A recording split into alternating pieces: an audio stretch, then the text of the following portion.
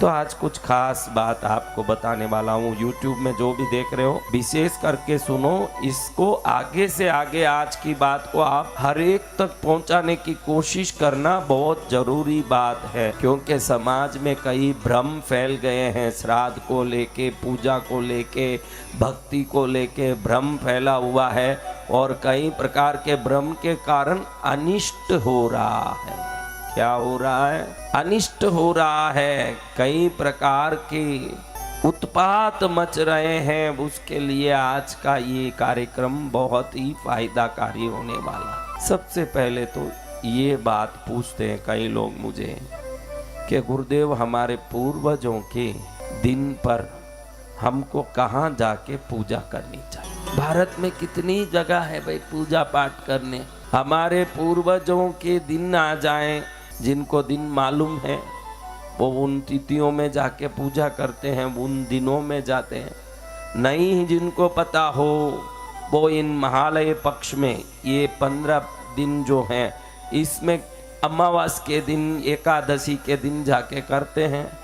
लेकिन कहाँ करना चाहिए? आप बताइए, कहाँ करना चाहिए? पूर्वजों का श्राद्ध कहाँ करना चाहिए? बताओ, कहाँ करना चाहिए? आज आपको एक बात बताता हूँ, इसको अच्छे से समझ लीजिए। इसलिए ये जरूरी है, आज सब सुनना इसलिए जरूरी है कि आप समझ लोगे तो ही आगे से व्यवस्थित रहोगे। पूजा हो, जो देवताओं की पूजा करते हैं ना, पूजा, यज्ञ हो, तर्पण श्राद्ध हो, विशेष अवसरों पर, बहुत ही विशेष, यानी अब हमारे दादाजी परदादाजी का देहावसान हो गया, उनका अस्थि विसर्जन करके, उनका तर्पण करके पूजा करनी है, या विशेष रूप से कभी विशेष पूजा करनी है तो ही नदी किनारे ऐसे कोई विशेष जगह पर करना। शास्त्र कहता है कि पूजा करो, हवन करो, श्राद्ध तिथि तर्पण करो तो उस जगह करना जहां छत हो। क्या होना? छत। आज समझ लो ये बात। आप कहीं भी यज्ञ करते हो, खुले में बैठ के कर रहे हो तो वो यज्ञ कभी फल नहीं देगा। समझ रहे हो? खुले में बैठ के पूजा कर रहे हो, कई लोग कहीं भी खुले में जाके उधर बैठ के पूजा करने लगते हो, गंगा किनारे, नदी किनारे। विशेष अवसर पर कभी करो तो उसमें शास्त्र सम्मति है, लेकिन बाकी छत के नीचे ही करना चाहिए। आज ये अच्छे से जान लो कि आपका श्राद्ध, तर्पण, तिथि, पूजा छत के नीचे होना है। तो धर्म क्या कहना चाहता है? तू इन सबको तेरे घर में कर, ये कहना चाहता है। आप सोचते हो कि मैं उधर जाके ऐसे कर लूँगा, इधर जाके वैसे कर लूँगा, त्रिवेणी संगम में कर लूँगा, गया के किनारे कर लूँगा, फलानी जगह कर लूँगा। हमारा शास्त्र कहता है तू बाहर जाके कहीं करेगा। उस समय बच्चों का स्कूल कॉलेज होगा, उस समय किसी को कोई काम होगा, इसलिए तू अकेला अपनी पत्नी के साथ जाके करेगा। उस समय बच्चे साथ नहीं होने से उनको उन क्रियाओं का समझ नहीं होगा, इसलिए भविष्य में वो बच्चे उस क्रिया को ना भी करें, ऐसा भी हो सकता है। और अगर तू घर में करता है तो परिवार वालों को भले उस समय वो ना भी रहे, शाम को घर लौट के आएंगे तो वो पूजा किया हुआ स्थान देखेंगे कि अभी यहाँ फल रखा, मिठाई रखा, दिया धूप किया हुआ है, तो उनको मालूम पड़ जाएगा कि मेरे पिता मेरे पूर्वजों की सेवा सम्मान करते हैं। उनको ये बात मालूम पड़ जाएगा, और जिस समय मालूम पड़ जाएगा वो भी उस क्रिया को करने लगेंगे। क्या करेंगे? तो हमारा धर्मशास्त्र कहता है कि आवश्यकता बहुत हुई, कभी हमको मन में लगा कि मेरे पूर्वजों का विशेष पूजा करनी है, विशेष आराधना करनी है, उस समय गया में गए, काशी गए, गंगा गए कि किनारे गए, उधर पूजा कराया, तर्पण तिथि श्राद्ध की, वो अलग बात। लेकिन जब मासिक दिन आए, हर महीना अपने पूर्वजों को याद करके अपने घर में ही उनकी सेवा करें। हर वर्ष का जब दिन आता है, वार्षिक तिथि जब आती है, घर में ही सेवा करें। और आज से याद रखें, धूप दीप करें, पूजा करें, यज्ञ करें या श्राद्ध तिथि करें। देखो, श्राद्ध, तर्पण तिथि ये सब पितृओं की होती है। पूजा, यज्ञ, आराधना, उपासना ये देवताओं की होती है।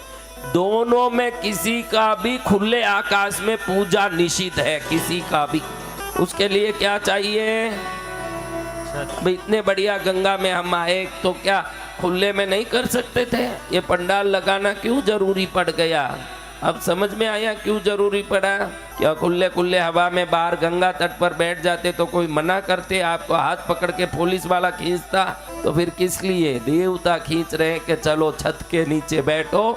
जब आप छत के नीचे बैठ के कोई भी कर्म करोगे तो वो कर्म शास्त्र योग्य बन के आपको पूर्ण फल देने वाला बनेगा। किसी भी कर्म को कैसे करना महाराज?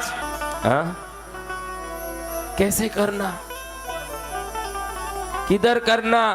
छत के नीचे ही बैठ के करना। वहां जाके गंगा किनारे खड़े हो गए तो ध्यान कर सकते हो, गंगा देवी की पूजा कर सकते हो, लेकिन आपके मनमानी पूजा वहां बैठ के नहीं कर सकते हो। आज ये समझ लो, कोई भी फूल ले जाके वहां बैठ के कुल देवी के न उस देवता के न इस देवता के वहां पूजा नहीं कर सकते।